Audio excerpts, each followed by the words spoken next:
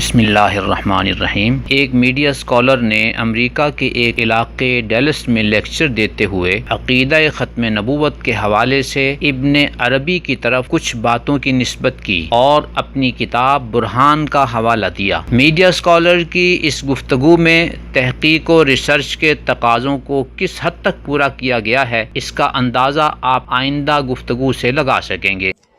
ختم نبوت کے معنی یہ نہیں ہے کہ نبوت کا مقام اور اس کے کمالات ختم ہو گئے، بلکہ صرف یہ ہے کہ اب جو نبی بھی ہوگا وہ محمد الرسول اللہ صلی اللہ علیہ وسلم کی شریعت کا پیرو ہوگا۔ یہ ابن عربی کا نقطہ نظر ہے، انہوں نے اس کو خود بیان کیا ہے، یعنی یہ کوئی استنباط نہیں ہے، وہ جہاں بیان کیا ہے اس کو آپ برہان میں دیکھ سکتے ہیں۔ آپ نے میڈیا اسکالر کا کلپ سنا، اب ہم آپ کو ان کی کتاب برہان کی طرف لے کر چلتے ہیں، جہاں آپ خود ملاحظہ فرمائیں گے کہ یہ باتیں ابن عربی نے کہی ہیں یا میڈیا اسکالر نے ان کی طرف جھوٹ منسوب کیا ہے اور علمی خیانت کی ہے۔ نمبر ایک، ابن عربی کی عبارت میں مقام نبوت کا ذکر تو ہے، لیکن اس میں کمالات نبوت کا تذکرہ ہی نہیں ہے۔ کمالات نبوت کا تذکرہ ایک اور جگہ خود مجدد الفسانی رحمت اللہ علیہ نے کیا ہے، ابن عربی نے نہیں، جبکہ میڈیا اسکالر نے کمالات نبوت والی بات بھی ابن عربی کی طرف منسوب کر دی اور ابن عربی کی طرف اس بات کی غلط نسبت کی۔ نمبر دو، برہان میں ابن عربی کی عبارت دیکھیں اور فیصلہ کریں کہ یہ جملہ جو میڈیا اسکالر نے کہا ابن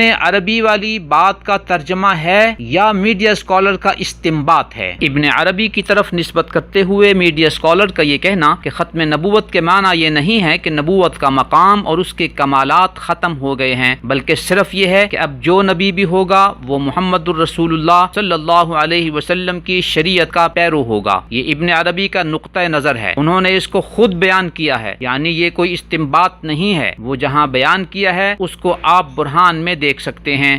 یہ ابن عربی کا نقطہ نظر ہے، انہوں نے اس کو خود بیان کیا ہے، یعنی یہ کوئی استنباط نہیں ہے، وہ جہاں بیان کیا ہے اس کو آپ برہان میں دیکھ سکتے ہیں۔ میڈیا اسکالر کی یہ بات سنیں اور پھر فیصلہ کریں کہ میڈیا اسکالر کس جرت سے علمی خیانت کرتے ہیں۔ یہاں یہ بات بھی وضاحت کرتا چلوں کہ ابن عربی نے فتوحات مکیہ جلد 3 کے اسی صفحہ نمبر 6 سے آگے متصل صفحہ نمبر 7 پر یہ عبارت نقل کی ہے، فَسَدَدْنَا بَابَ إِطْلَاقِ لَفْظِ النُّبُوَّةِ عَلَى هَذَا الْمَقَامِ مَعَ تَحَقُّقِهِ کہ اس مقام نبوت پر نبوت کا اطلاق کرنے کا رستہ ہم نے بند کر دیا ہے، یعنی مقام نبوت کو نبوت نہیں کہا جا سکتا۔ نیز ابن عربی اسی فتوحات مکیہ جلد 3 صفحہ 381 پر لکھتے ہیں، فَلَا يُطْلَقُ عَلَيْهِ هَذَا الْإِسْمُ فَهُوَ لَفْظٌ خَاصٌ بِالْأَنْبِيَاءِ وَالرُّسُلِ کہ کسی بھی مجتہد پر نبی اور رسول کا لفظ نہیں بولا جا سکتا، کیونکہ یہ لفظ انبیاء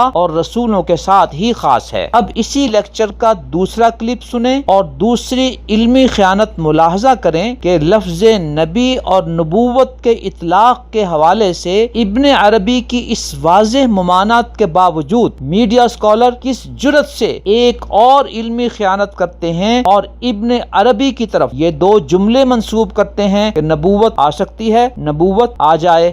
تو یہ کہتے ہیں کہ ختم نبوت کا یہ مطلب نہیں ہے، غلط سمجھا آپ لوگوں نے۔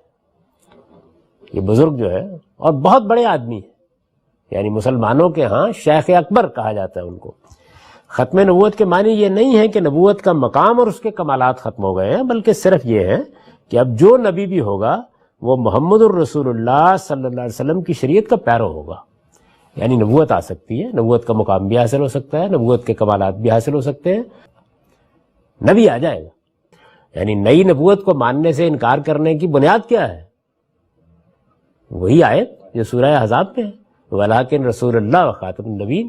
میڈیا اسکالر نے ابن عربی کی بات کی وضاحت یوں کی اور ان کی طرف منسوب کر کے یہ بات کہی کہ یعنی نبوت آ سکتی ہے۔ نمبر 2، آگے غامدی صاحب نے ابن عربی کی طرف یہ بات منسوب کی اور کہا نبی آ جائے۔ نمبر 3، غامدی صاحب نے ابن عربی کی طرف یہ بات منسوب کی یعنی نئی نبوت کو ماننے سے انکار کرنے کی بنیاد کیا ہے؟ وہی آیت سورہ احزاب میں ہے، وَلَٰكِن رسول اللہ وخاتم النبیین۔ یہ تینوں باتیں ابن عربی کا مقصد ہی نہیں ہے. انہوں نے جو بات کی ہے وہ نزول عیسیٰ کی تمہید کے طور پر کی ہے اور اپنی اس بات کے متصل بعد نزول عیسیٰ کا تذکرہ کیا ہے. غامدی صاحب نے نزول عیسیٰ والی بات کو چھپایا اور ابتدائی آدھی بات ذکر کی جو بجائے خود خیانت ہے. سورہ نساء کی آیت نمبر 43 میں ہے، یا ایھا الذین آمنوا لا تقربوا الصلاۃ وانتم سکارا، اے ایمان والو نماز کے قریب نہ جاؤ نشے کی حالت میں. کتنی بڑی خیانت ہوگی کہ اگر کوئی شخص اس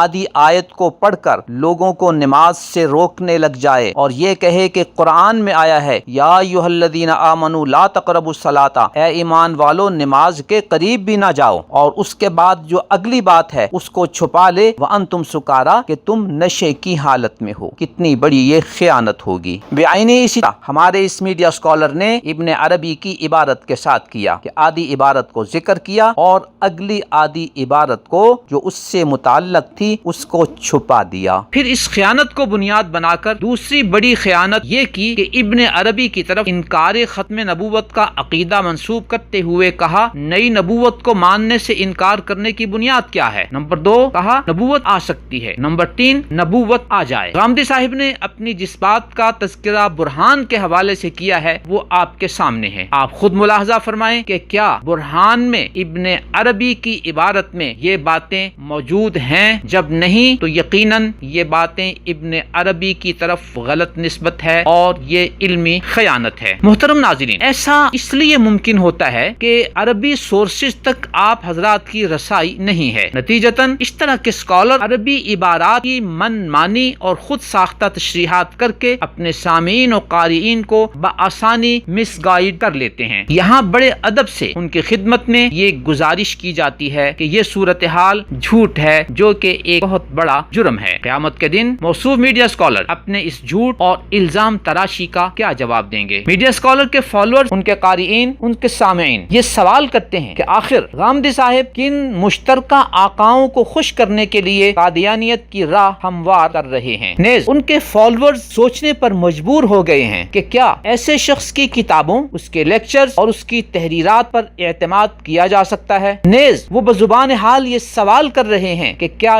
یہ ہے موصوف میڈیا اسکالر کی تحقیق و ریسرچ کا معیار؟ نظروا للطيبة ونور طه يسطعون